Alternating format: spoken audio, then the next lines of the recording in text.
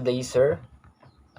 In this video, I would like to give an emphasis on how can I relate the topics that had been discussed in the philosophy of human person, centralizing the idea of what does it mean to be a human person by my chosen philosopher, Aristotle. From the history of Western thought, modernity and discontents, Nietzsche's injunction, Socrates and the examine life, and last, the absurdity of Camus. According to a philosophical commonplace, Aristotle defined human beings as rational animals. When one takes a closer look at the surviving text, however, it is surprisingly hard to find such a definition. Of course, Aristotle repeatedly stresses that he regards rationality as the crucial differentiating characteristics of human beings, but he nowhere defines the essence of what it is to be human in these terms. What is more, Aristotle's abundant remarks about human nature are scattered throughout his text, and he offers no systematic treatise on human beings.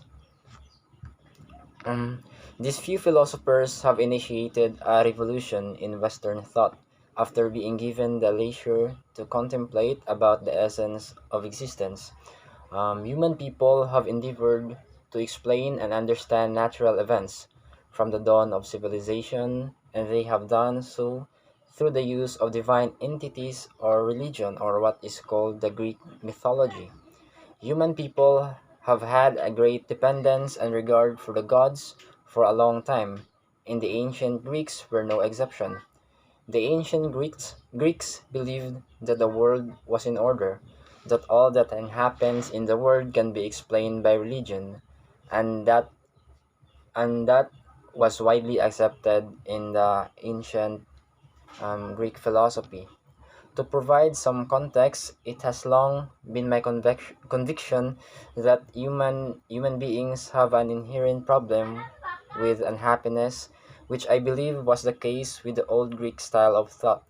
The gods were no longer a viable explanation for natural phenomena.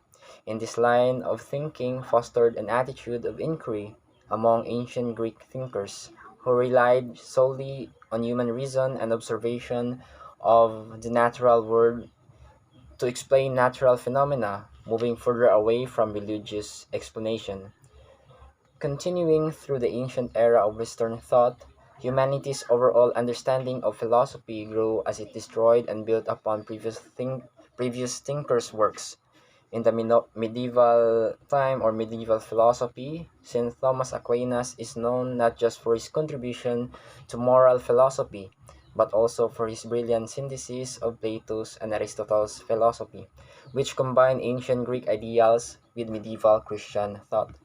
With the exception of a few contributions by Christian philosophers, our overall progress of understanding of the observable world has been impeded with the rise of monotheistic religion.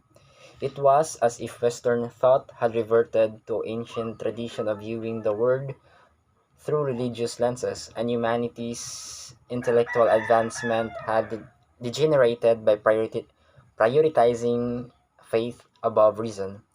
This age in Western thinking placed an excessive focus on religion and created a complete disregard for reason. Despite the standstill in intellectual advancement, these events are thought to have represented a moment of affluence in history when humanity was comforted by the Christian faith's prevalence. The Renaissance, often known as the Age of Enlightenment, was a shift in viewpoint in the evolution of Western thinking from the medieval Dark Ages to the age of modernity. Philosophy integrated with sciences at this period in human history, resulting in a revolution in different disciplines of research, particularly in sciences. As our collective knowledge of the external world developed tremendously, philosophy shifted its focus away from issues about the phenomenal world and toward questions about the self within the human being as the focus. Despite all that modernity had to offer in terms of science and industry, um, There appears to be growing discontent with man's place in the universe. Humanity struggles to find meaning in the face of apparent absurdity. In a world that is no longer preordained with a purpose, all that is left for us to do is find or construct our own. This idea pervades existentialists, for example, Jean-Paul Sartre's writings and its central theme of Friedrich Nietzsche's famous and sometimes misunderstood or misconstructed the declaration that God is dead. Um, the notion of abandonment asserts that God does not exist, implying that humans are solely responsible for the repercussions of their actions in this life. Um, this concept, this concept may appear disheartening, even sad, in that we are thrown into the world without our consent and are burdened by the crushing weight of ultimate freedom. However, as far as I can tell, I believe Sartre's viewpoint possesses a challenge to humanity. In a universe devoid of any intrinsic meaning as a result of our figurative murder of God, we must find we must find an or construct meaning for ourselves, a thought fully compatible with Nietzsche's admonition to live dangerously. I say that it is the greatest good for man to discuss virtue every day, and those other things about which you hear me conversing and testing myself and others, for the unexamined life is not worth living, according to Socrates in the Apology. With this challenge, Socrates sets moral philosophy as we understand it in motion. For the first time, it is not good enough for a man to merely understand and examine the universe that dwells within his own soul. The soul is the major focus of Socrates' philosophy. According to the Apology, make your first and the chief concern not for your bodies or for your possessions, but for the highest for the highest welfare of your souls. And therefore it the soul's condition for him, and therefore it is only natural that he would be among the first to be attentive to the soul's condition. For him, the goal of life is to find virtue and and the good in order to improve the soul and then act in accordance with his findings. Pessimism is undoubtedly present in the age of modernity, but we should not dismiss it as completely bad. The myth of Sisyphus by Albert Camus effectively expresses the concept of rebelling against the absurdity of existence, of refusing to be defeated in the face of hardship and instead of striving. As a punishment, the gods have condemned Sisyphus to push a boulder up a mountain, only to have it roll back down as he reaches the summit according to Camus' story. So if we relate it to our daily life, it is the same. It is repeated the way the way this Sisyphus pushed the boulder up to the mountain and rolled it back. It is the same with our daily life. Our daily life is repeated every day. We wake up in the morning, we sleep at night.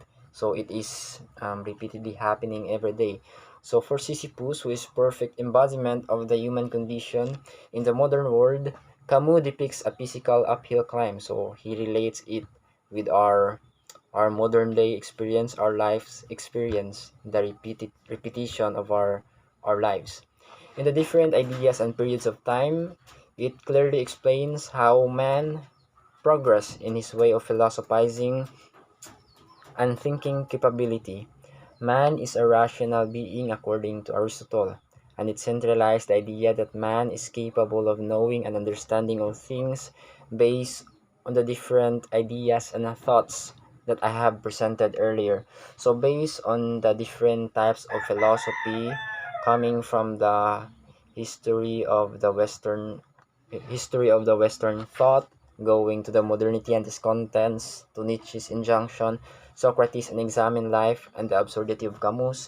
Um, it gives an idea that man, being a rational being capable of knowing, having a consciousness to know what is good and what is bad, acting what is the best for him. So it means that man is capable of knowing what he wanted to know, and according to Aristotle, and he defined human beings as rational animals. So from different time periods or time scales that I presented earlier, it gives an idea that a man progresses the way he thinks, the way he acts, and the way he philosophize in different time frame or periods of philosophy.